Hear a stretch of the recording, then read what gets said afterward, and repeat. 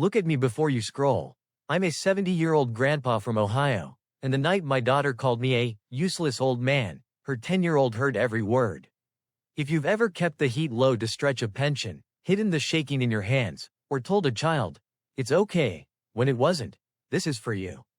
I chose safety over silence, paperwork over wishful thinking, and pancakes over panic.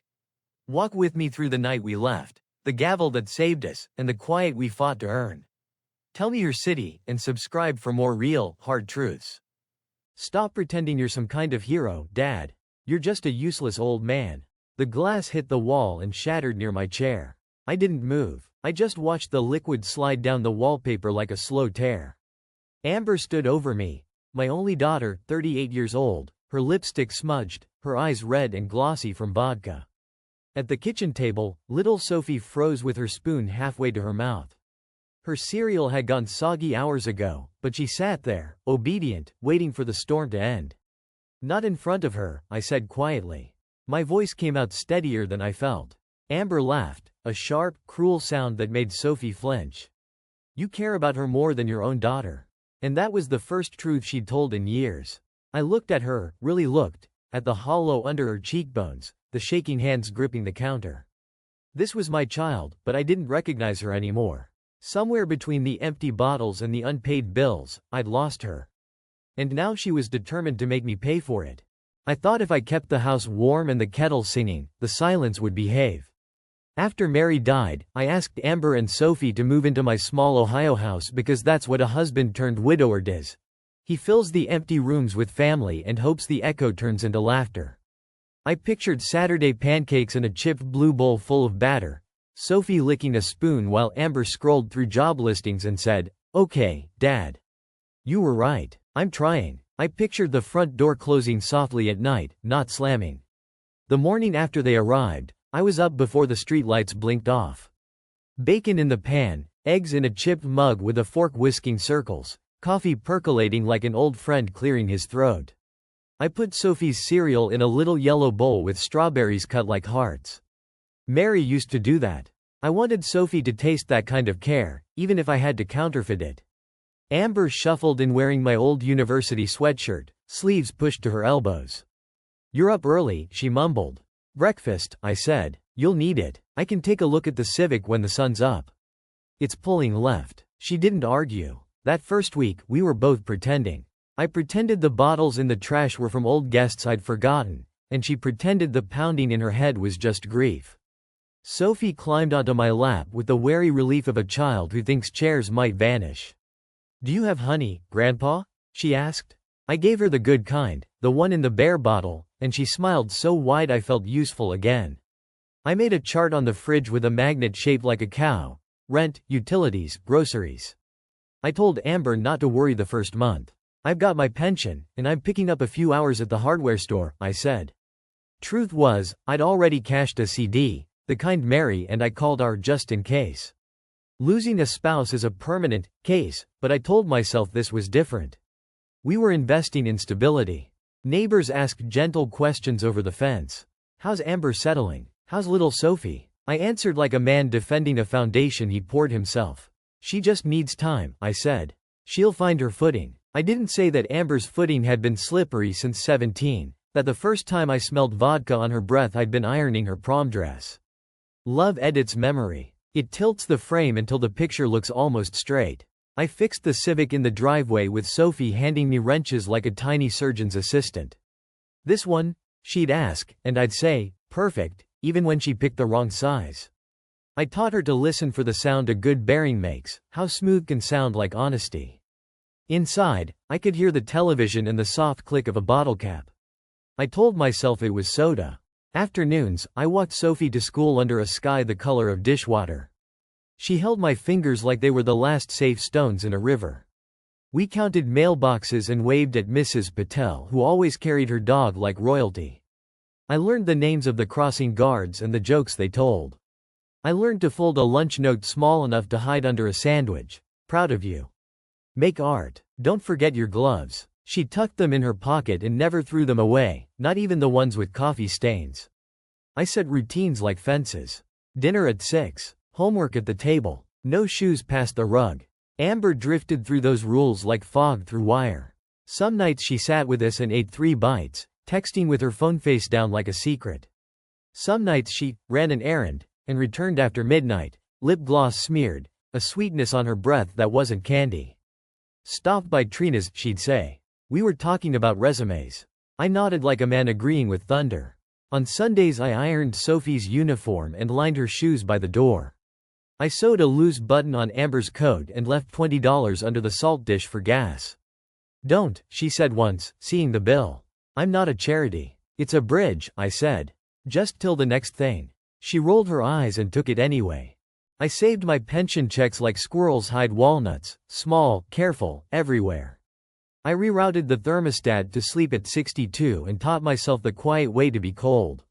I canceled cable and kept the basic channels so Sophie could watch cartoons on Saturday mornings while I made pancakes shaped like clumsy hearts. She graded them with a crayon. "Good job, Grandpa." Amber slept through most of those mornings. When she did emerge, it was with apologies that sounded like postcards. Short, pretty, mailed from far away. "I'll do better, Dad. I swear, starting Monday." "You're the best." I know I don't say it. I pressed those words between the pages of my patience like flowers I hope would keep their color. The house tried to help. Its small rooms held the heat if I shut the doors just so. The old radio in the kitchen caught the polka hour on AM and made even dishwashing feel like a promise. I kept Mary's apron on a hook and her recipe cards in a tin that smelled faintly of nutmeg. Some nights I read them out loud to Sophie as if they were spells. "Add flour until the dough remembers your hands." Sophie would look up and say, "How does dough remember?" And I'd say, "The same way people do." Slowly, then all at once. Amber put in applications, at least on paper. I proofread a cover letter with 3 typos and circled, detail-oriented, because it felt like a joke we weren't ready to laugh at.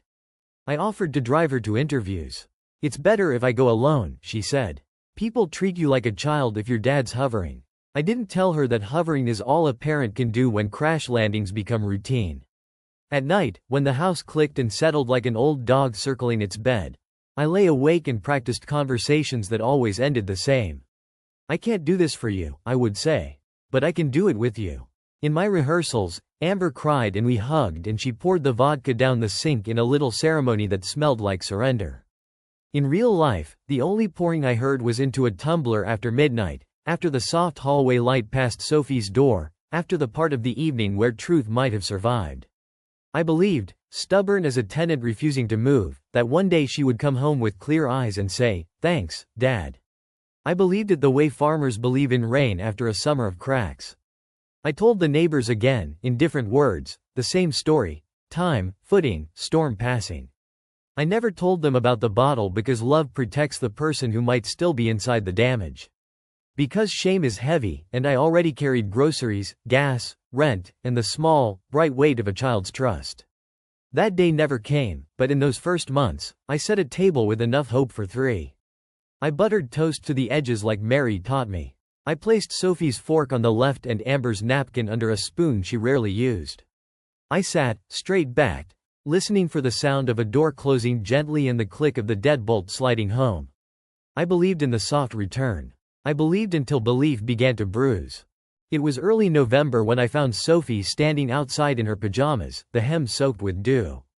The porch light was off, and the sky had that hard, metallic look that means frost is coming. She was clutching her stuffed rabbit, the one with one ear half torn, and her lips were trembling. "Grandpa," she whispered when she saw me. "Mom said she'd be right back." "How long ago?" I asked. She shrugged. "I don't know. My show was still on. The moon was smaller. That's how children measure time. The moon, not the hours." I looked up. It was well past midnight. My hands started to shake, but I didn't let her see it. "Let's get you inside, sweetheart." I wrapped her in a blanket and sat her by the heater. She fell asleep in the chair, still clutching the rabbit. I waited. I didn't call Amber. I didn't call anyone. I just watched the clock crawl toward 2 in the morning. When the door finally opened, it was slow, cautious. I could smell her before I saw her. Vodka and cheap perfume. She froze when she saw me sitting there. "Where's my kid?" she slurred. "Sleeping," I said evenly. "You were gone 6 hours." She frowned like I'd insulted her. "You don't tell me how to raise my child." Before I could answer, she shoved me. Not hard enough to knock me down, but hard enough to feel it. I caught myself on the wall. The sound woke Sophie. She started crying, small and scared. Amber groaned. "See what you did? You made her cry." That night I didn't sleep. I sat by Sophie's bed until dawn, listening to the faint hum of the refrigerator, the uneven breathing from Amber's room, and the steady rhythm of my own heart pounding in my ears. The next morning, Amber came out wearing sunglasses, her hair pulled into a messy knot. "You made me look bad," she said flatly, standing there all judgmental when I came home. "You think you're perfect?" I didn't answer. I was afraid that if I opened my mouth, I'd say something that couldn't be taken back. I poured Sophie's cereal, added the honey she liked, and made sure her jacket was zipped before she left for school. "You're warm enough?" I asked. She nodded, eyes down. She was learning how to disappear too. I told no one. Not the neighbors, not the social worker who came by once about Amber's job applications, not even the pastor who asked me on Sunday how the family was doing. I just said, "We're managing." That word, managing, covers a lot of sins. But something inside me had cracked. It wasn't fear anymore. It wasn't even anger. It was disgust. A cold, settling kind that sits in your chest and doesn't move. After that night, I started noticing the small things I'd ignored before. The bottles hidden behind the flour canister. The lies that came too easily. The way she used Sophie's love as a weapon. When Sophie asked where her mom was in the evenings, I said, "She's working late." When Amber stumbled in hours later, makeup smeared, I said nothing. But Sophie started waking up from nightmares. She'd crawl into my bed whispering, "I dreamed mommy forgot me again." I stopped drinking coffee after 6. I wanted to stay sharp, alert, in case I had to get up in the night. I began sleeping in my chair near the window, the one facing the driveway. Every time a car passed, I'd look for headlights turning in. I kept the porch light on now, just in case. Amber's moods became unpredictable. Some days she'd be sweet as sugar, making breakfast, humming old songs, asking about my arthritis. "We should go to the park this weekend," she'd say, like a normal mother. Then she'd vanish again for 2 days, coming back hollow-eyed and broke. Money disappeared faster than my patience.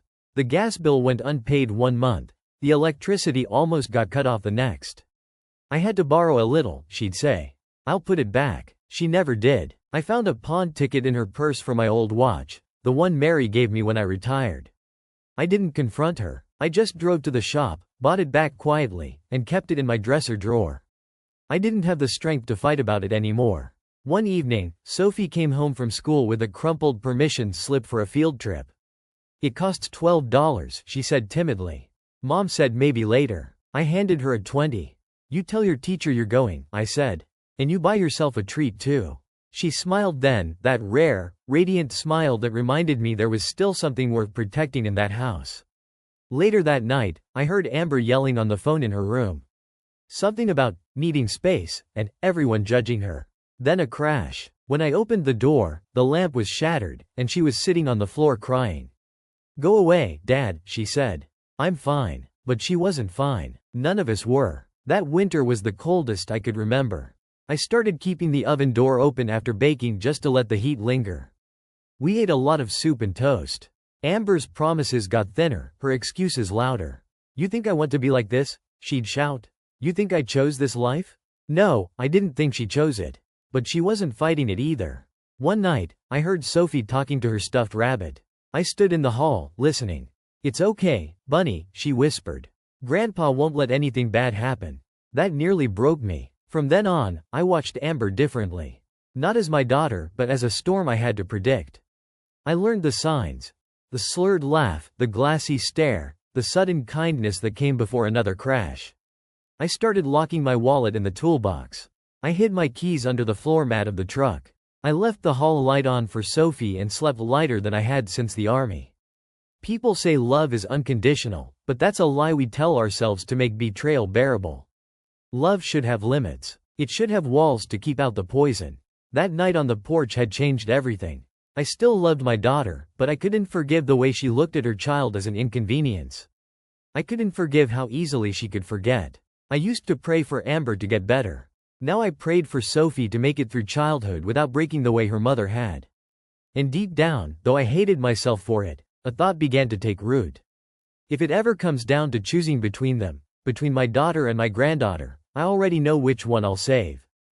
Amber's cruelty was never just in her words. It was in the pauses between them, the deliberate silences, the slammed doors, the sound of her car engine fading into the night while Sophie's little face pressed against the window. I used to think anger was the worst thing a child could grow up around. I was wrong. It's the silence after the anger, the waiting, the not knowing, that eats you alive. She started taking my debit card sometime that winter. At first, it was small, $50 here, $100 there. "I just needed gas," she'd say. "You'll get it back Friday." But Fridays came and went. Then the card itself disappeared. When she came home 3 days later, smelling of vodka and winter air, I asked where it was. She didn't even look up from her phone. "You owe me for putting up with you," she said. "And with this freezing house." I didn't argue. There was no point. I'd learned that logic slid right off her like rain on glass. She didn't want truth, she wanted power. That night, she laughed at my hearing aids. I had taken them out to clean them, and she picked one up, twirling it between her fingers. "What's this cost, Grandpa wallet?" she said, grinning. I looked at her. "Those help me hear my granddaughter's voice," I said. "That's worth more than you think." She rolled her eyes and walked off, humming some tune I didn't recognize. Later, I sat on the edge of my bed, turning that phrase over in my mind. "Grandpa wallet." She said it with the same tone Mary used to use when she'd call me sweetheart. Except this name wasn't love, it was ownership. That week, Sophie began leaving me small folded notes under my door. The first one said, "You're the best, Grandpa. I love you." The second one had a drawing of us holding hands. The third just said, "It's okay to be sad." I kept them all in the drawer next to the spare keys, tucked between old receipts and the warranty for a lawnmower that no longer started. Some nights, when Amber's shouting made the walls shake, I'd open that drawer just to remind myself there was still something pure in the house. February hit hard that year. The snow piled high enough to hide the mailbox, and the cold crept into every crack. One morning, the gas went out.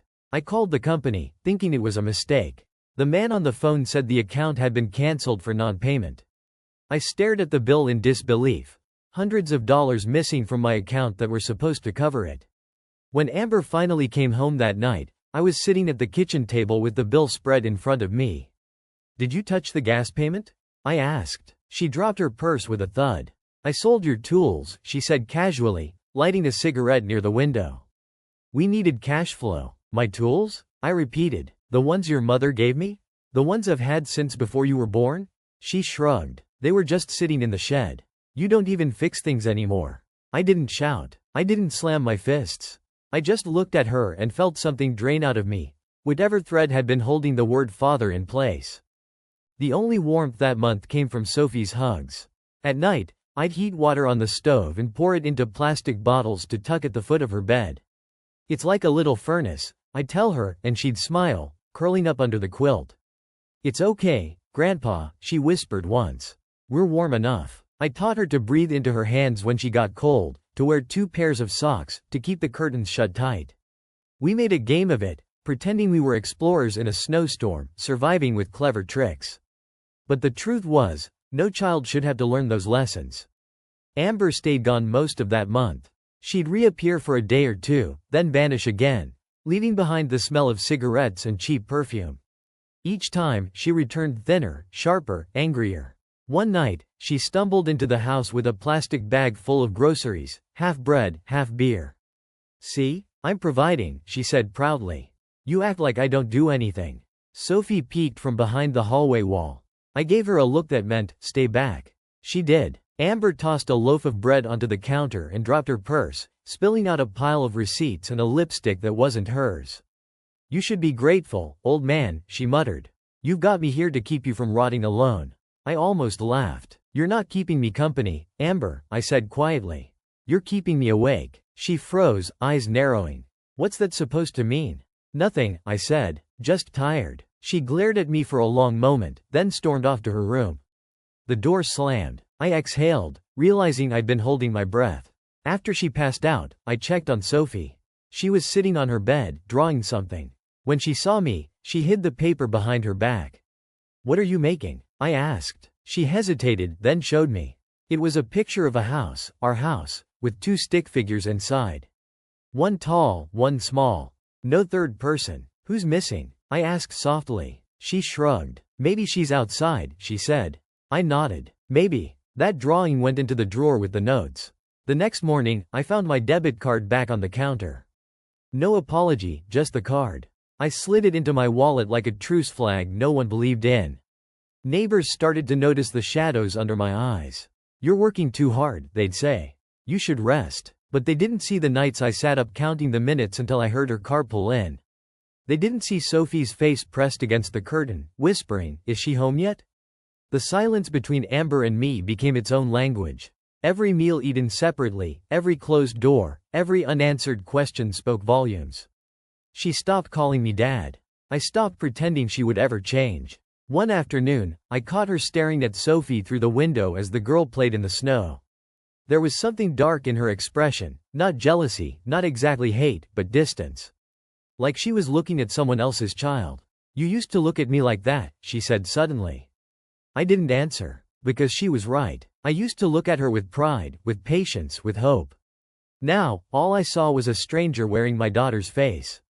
By the end of February, I learned to stop expecting anything from her. No help, no honesty, no kindness. I measured the days by Sophie's smiles and the nights by the weight of my regrets. Sometimes, after Sophie was asleep, I'd stand at the window and see our reflections in the glass, her little head against my chest, my hand on her shoulder. Behind us, the house looked dim and small, but alive. I told myself that was enough. Amber would come home eventually. She always did, but each time she did, it felt less like family and more like invasion. And somewhere deep inside, I began to understand that love, real love, isn't supposed to make you this cold. The knock came like a verdict. 3 firm raps that made Sophie look up from her crayons and made my heart do the thing it does before bad news. I wiped my hands on a dish towel and opened the door to a woman in a navy windbreaker and a man in a charcoal sweater with a lanyard. They were polite, like surgeons. "Mr. Miller?" the woman asked. "I'm Officer Grant with Child Protective Services. This is Daniel Rhodes, the school counselor. We need to ask about Sophie's living conditions." Behind them the February wind pushed at the porch light. Inside, the house smelled of stale beer and lemon cleaner. The kind of smell you get when you scrub panic into wood. I stepped back and let them in. My hands shook, not from guilt, from the shock of being seen. On the couch, Amber was face down, one arm dangling, an open bottle tipping in the cushion like a ship taking on water. The TV murmured to no one. Sophie sat at the kitchen table with her rabbit, a neat row of crayons arranged by height because that's how she keeps the world from falling over. Daniel crouched beside her and lowered his voice. "Hi, Sophie. I'm Daniel from school. Do you remember me?" She nodded, eyes flicking toward the couch. He touched the rabbit's ear. "This your friend?" "That's Bunny," she said. "He doesn't like loud." "You're very brave, sweetie," he whispered, and I had to swallow twice. Officer Grant's questions came measured, professional. How long had Amber been asleep? When was the last time Sophie ate? Were there working utilities? I answered like a man reading off a chart he'd written in his head. Since noon, grilled cheese at 1. The heat's low but on. I did not say. I sleep in the chair by the window. I did not say. Some nights I stand in the hallway and listen to make sure no one forgets to breathe. Amber stirred, blinked, and sat up. "What is this?" she slurred. "Why are strangers in my house?" "Ms. Miller," Officer Grant said evenly, "we received a report from the school about concerns for your daughter's safety. We're here to ensure she's okay." "I'm a great mom," Amber snapped, attempting to stand and failing. "My dad is the problem. He's controlling. He hates me." I kept my voice level. "Sophie is fine today." "Today," Officer Grant repeated, not accusing, not kind. Just true. Sophie slid off her chair and came to stand against my leg. I could feel the small heat of her cheek through my jeans. Daniel glanced at me and then at the magnets on the fridge, rent, utilities, groceries, and the drawings Sophie taped between them. Our house, 2 figures holding hands, a third drawn in pencil and erased so hard the paper had scars. "Mr. Miller," he said gently, "we can help." Amber laughed then, that brittle laugh that sounds like glass when it's already cracked. "Help? You want to steal my kid?" "No one is stealing anyone," Daniel said. "We're making a plan." The visit lasted 40 minutes and also 10 years. Officer Grant took photos of the kitchen, the couch, the tipped bottle. She asked to see where Sophie slept. I showed her the small room with the quilt and the plastic bottles we filled with hot water on cold nights. She looked at my toolbox, at the empty spaces where wrenches should be, then back at me. I looked away. When they left, Daniel knelt again. Sophie, we'll check on you tomorrow at school. If you need anything at all, you tell your teacher and she'll call me. Deal? Sophie nodded. Deal, she said, like a soldier. The door closed. The house exhaled. Amber stared at me, mascara smudged, fury trying to climb through her hangover. You called them, she said. I didn't. Liar. She staggered to her room and slammed the door. The frame rattled. Somewhere inside, a bottle fell over and rolled, clinking against the baseboard. I stood very still and waited for the quiet to settle enough for me to think. When Sophie was in bed, I sat on the edge of the couch where Amber had slept. There was an imprint of her body like a chalk outline. The television played a cooking show where everyone had enough butter and no one forgot a child on a porch. I turned it off and the silence came back like a tide. I packed at midnight. Not a grand exodus. No boxes, no speeches. Just my jacket, the blue one with the elbow patch Mary stitched. 2 pairs of socks, Sophie's toothbrush, her sketchbook, a ziplock of crayons she'd arranged carefully, and I left exactly that way. I took the family photo from the hallway. The one where Amber was still smiling, Sophie on her hip, Mary's shadow in the shine of the frame. I slid it between sweaters like a fragile truth. In Sophie's room I knelt and whispered, "We're going to take a little trip, okay?" She sat up at once, eyes clear in the dark. Children know when the ground has shifted. They sleep with their shoes near the edge of the bed. Is Mom coming? She asked. Not tonight. She nodded once. She didn't ask why. She put Bunny in her backpack, zipped it, and took my hand like she'd been rehearsing. I wrote a note and left it on the kitchen table under the salt dish. Amber, I am taking Sophie to a safe place. She will be in school tomorrow. You can reach me through the counselor. Get help. Dad. No threats. No words to throw later. Just an address to reality. At the door I paused, hand on the deadbolt, listening. Amber snored softly, a child again only in sleep. For a heartbeat the house was my house. The one where Mary hummed and the kettle sang and the girl in the prom dress used to ask me to check her hem. Then the moment passed, and all that remained was a key and a choice. I locked the door from the outside. The click felt like a priest's amen. We walked down the steps into air so cold it made our teeth feel hollow. The truck coughed once and started. Sophie looked straight ahead, jaw set like her grandmother's. At the corner, the porch light left us. By the time we reached the end of the block, the house was just another dark square on a street of dark squares. Where are we going? She asked. Someplace quiet, I said. Someplace warm. Will there be pancakes? She asked after a minute. Yes, I said, and for the first time that day, I believed myself. I didn't look in the rearview mirror. I knew what was back there. Bottles, promises, a couch with a dent the shape of a person who used to be my daughter. Ahead, a thin gray ribbon of road cut through sleeping houses toward the motel by the highway and, after that, toward the office that had already called us by our names. I drove. Sophie leaned her head against the window, fogging a small circle, drawing a heart in it with her finger. The glass cleared, but the shape remained, faint and stubborn, the way love sometimes survives through winters it was never meant to face. The community center smelled like bleach and coffee. Fluorescent lights hummed overhead, and a mural of smiling kids watched from a wall that needed paint. I held Sophie's backpack while she colored at a little table, legs swinging. A woman with tired, kind eyes called my name. Mr. Miller? I'm Carla. She shook my hand with both of hers, the way people do when they know your hands have been full for too long. Let's sit. Her office was a closet with a window. A plant fought for its life on the sill. Carla clicked her pen and asked me questions that sounded simple and felt like surgery. When did Amber last work? Any violent incidents? Has Sophie ever gone without food, heat, medical care? I answered straight. I didn't dress it up or tear it down. I told her about the porch at midnight, the gas in February, the bottles tipped like buoys in our living room sea. Carla nodded, wrote, then looked at me, not the paper. You understand guardianship isn't a punishment for your daughter. It's a fence for your granddaughter. A good fence, I said. With a gate. She smiled. Exactly. The forms were endless. I signed my name so many times it stopped looking like mine. We left with a folder heavier than our suitcase had been. Carla walked us to the door and bent toward Sophie. "Your grandpa loves you very much," she said softly. "I know," Sophie said, like a fact from school. The hearing was 2 weeks later in a room that tried to be both important and cheap. Wood paneling, plastic chairs, a flag drooping in the corner. I wore my good jacket and a tie Mary once called lucky. Sophie clutched Bunny and sat between me and Carla. Across the aisle, an empty chair waited for Amber.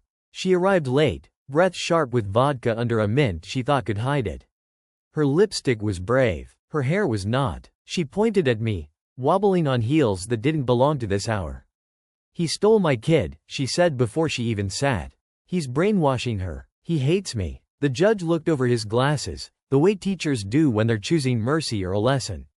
He was old enough to remember paper ledgers and young enough to use the computer without hunting keys. "Ma'am," he said, neutral as a ruler, "this isn't about pride. It's about safety." Amber laughed, then cried, then laughed again. "You think he's perfect? He's not perfect. He's a control freak. He keeps lists. He took my daughter to make me look bad." Carla stood. "Your Honor," the school filed concerns. CPS witnessed conditions at the home. "The child has been thriving in Mr. Miller's care. Regular attendance, clean clothes, food logs, counseling sessions scheduled. We're seeking temporary guardianship with a path for reunification contingent on treatment." The judge turned to me. "Mr. Miller, do you understand the responsibility? Housing, schooling, medical decisions. The whole road." "Yes, sir," I said. My voice surprised me. It sounded like the man I wanted to be. He turned to Amber. "Ms. Miller, here is what happens next. You will attend a 90-day inpatient rehabilitation program, followed by outpatient therapy and weekly testing. You will attend parenting classes. You will submit proof of attendance and sobriety. Do you understand?" Amber stared at the floor. "He wants to erase me." "No," the judge said. "He wants to keep your daughter alive." Silence. A kind that wasn't empty, just full of things no one could carry out loud. The gavel didn't slam. It clicked, a small sound that still managed to rearrange our lives. Guardianship granted to me, review in 6 months, supervised visitation to be scheduled at the center. I signed more papers. Amber signed with a shaking hand and stormed out, the door whispering shut behind her. I didn't celebrate. I just exhaled, long and slow, like a man who'd been holding his breath underwater and finally found the surface. The air tasted plain and new. Outside, the sky was March gray, wet without rain. Sophie held my hand on the courthouse steps, her small fingers sure. "Are we safe now?" she asked. "We are," I said. And I meant it. The words didn't bounce back like they used to. They settled in the space between us and made a home. Life after a gavel is not fireworks. It's forms and schedules and the steady plod of necessary things. I learned the bus route to the library and the phone extension for the school nurse. I labeled folders. Medical, school, court. I set reminders to breathe and reminders to thaw chicken. I bought a second-hand dresser and let Sophie pick the knobs, little ceramic stars that clicked under her fingers. We put Mary's quilt at the foot of her new bed and folded the corners tight, the army way, because neatness is one of the few kinds of kindness you can apply to a world that resists it. At night, we did homework at the table. Sophie read out loud, stumbling on words like elephant and neighborhood and then conquering them. We invented a game where wrong answers got a funny face and right answers got a high five that stung our palms. She started leaving her notes on the fridge instead of under my door. They were bolder now. "You make the best pancakes. Don't forget your hearing aids. I'm brave, but you're braver." We met Carla on Tuesdays at the community center for what they called family time. Sometimes Amber showed up sober and sad, hair in a clean ponytail, eyes trying to be honest. Sometimes she didn't show at all. When she did, a young counselor named Marco sat with them at a round table in a room full of puzzles with missing pieces. I waited in the hall, listening to the low murmur of their voices and the clink of plastic cups. When Sophie came out, she never said much. She'd tug Bunny into her backpack and press her lips together the way she does when she is keeping a secret safe from herself. On the third Tuesday, Amber asked to speak to me in the presence of staff. Her hands were restless, her face older than last month. "You win," she said, looking anywhere but at me. "This isn't winning," I said. "It's building." She made a face. "You always talk like that. Like you're fixing a fence." Like a problem is lumber. Then, quietly, I started the program. Dad. I'm glad. She bristled at that. You don't get to be glad. But she had the paper wristband, and the plastic cup smelled like ginger ale instead of something that burns. She looked at Sophie and then at the floor. I'm sorry, she said, so soft I barely caught it. Sophie blinked and didn't answer. Children understand the shape of sorry, but they measure it in weeks, not words. We went home and made soup. She grated carrots with exaggerated care while I browned onions and pretended tears were just steam. We ate with the radio low, the house stretching into its new silence, one that didn't make us flinch. Some nights, when Sophie fell asleep reading, I sat at the edge of her bed and watched her breathe. The urge to check the locks faded slowly, like a bruise. I still kept extra socks on the heater just in case, and the toolbox stayed in my closet because history makes you superstitious. But the terror that used to live inside my ribs had finally packed a bag. Once, around midnight, I woke to the memory of Mary's laugh and reached for the space that wasn't hers anymore. I lay there counting the good things I could name without squinting. A child with warm feet, a court order with my name on it, a Tuesday appointment that sometimes went as scheduled, the taste of coffee that didn't have panic after it. I said thank you to no one in particular and felt the ceiling answer back in its old familiar creaks. A week later, on our way to school, Sophie slipped her hand into mine and said, "When Mom is better, will pancakes taste different?" I thought about it. "They'll taste the same," I said. "But eating them might." She nodded, satisfied with the algebra of that. The judge's papers lived in the drawer where the spare keys used to be. I moved the keys to a hook by the door. We were not leaving in a hurry anymore. We were not bracing for the knock. The house warmed up by degrees that had nothing to do with the thermostat. I hung Sophie's drawings along the hallway like prayer flags. Wind didn't move them. Time did. One evening, I caught Sophie humming while she set the table, the same tune Mary used to hum without knowing she was humming. Amber would have been 14 then, asking for an advance on her allowance, rolling her eyes when I said no, telling me I didn't understand anything. I did not recognize the sound my memory made inside my chest, something like grief stepping carefully around joy so it wouldn't wake it. After dishes, we walked to the corner for milk. The sky was the pale blue that belongs only to days that have done their job. Sophie squeezed my hand twice, our code for "I'm here," and I squeezed back twice, "Me too." A bus sighed to a stop, kids shouted, someone's radio laughed out a love song from the 80s. Ordinary life, free with purchase.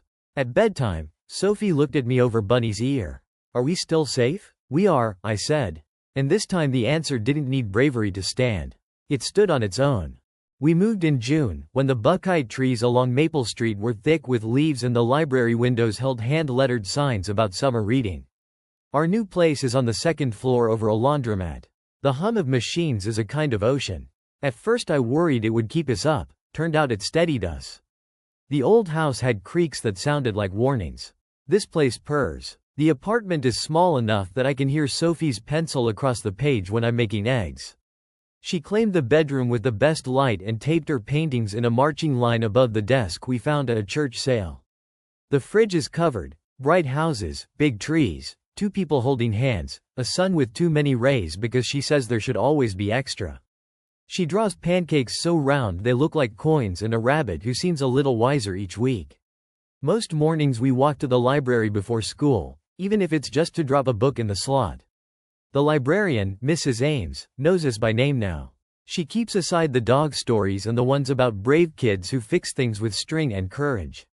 On Wednesdays there's a table by the door with free produce from a garden program. Sophie takes cherry tomatoes like jewels and eats them on the steps, legs swinging, backpack bumping her spine in a steady rhythm. I sit beside her and feel ordinary in a way I never thought I'd feel again. I volunteer at the senior center 3 afternoons a week. They started me at the coffee urn, then roped me into leading a group for grandparents raising grandkids. We sit in a circle on metal chairs that squeal on linoleum, swapping recipes for patients and reminders for appointments. There's Lou, who learned to braid hair from a YouTube video at 72, and Carol, who keeps a calendar of court dates that looks like a game board. We talk about schools and shoes and how to answer when a child asks, "Why wasn't she there?" The room smells like peppermint tea and old wool.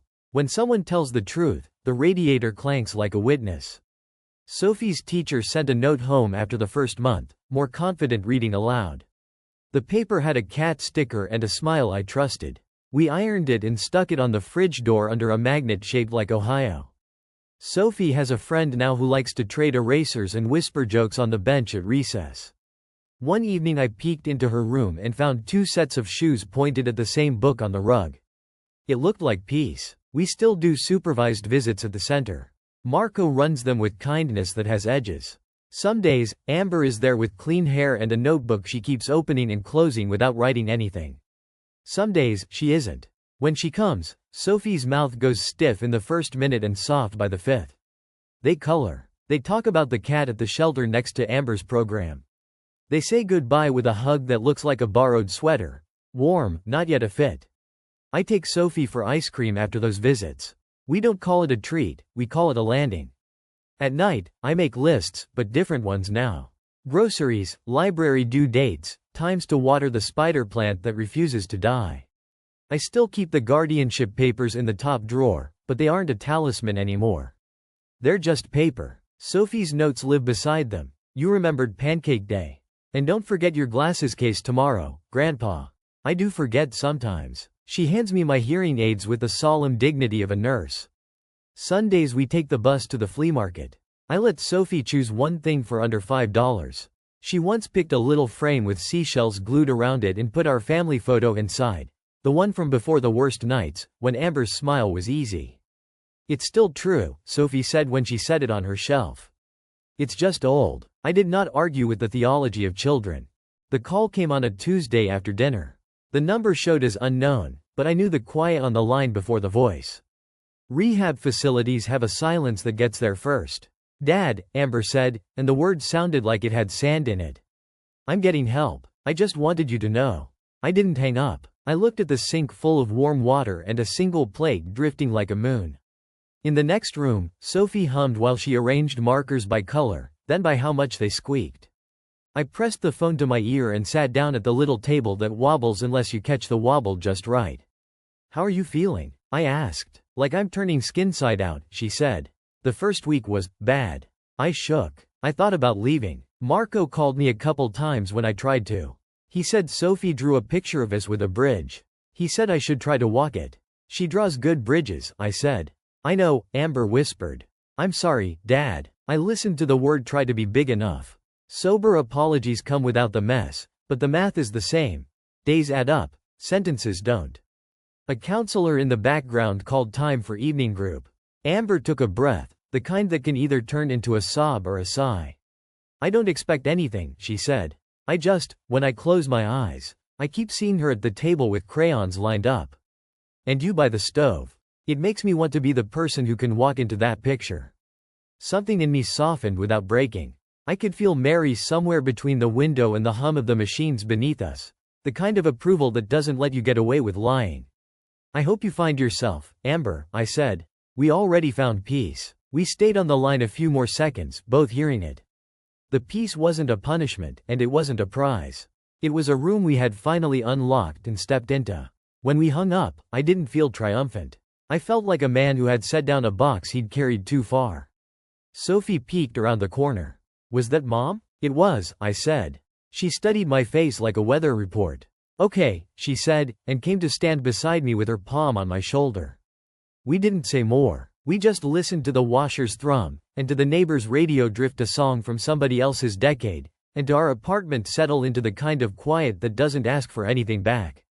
When people at the senior center ask how I managed, I tell them the truth in one sentence. You can love your child and still draw a line. Most nod like they already knew, but some look surprised, as if love alone should fix everything. It doesn't. Love without respect isn't family, it's survival with prettier words.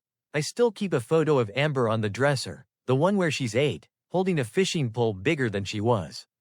Some mornings, I look at it and whisper, we're okay now. Sophie's laughter from the kitchen answers me better than prayer ever could. Healing isn't loud. It's pancakes on Sunday, a backpack packed the night before, a house that stays warm without fear. I don't wait for apologies anymore. I build peace out of small, daily mercies, and every time Sophie slips her hand into mine, I know we made it out of the storm. If this story touched your heart, Tell me where you're watching from and subscribe for more true stories about finding strength when life tests love.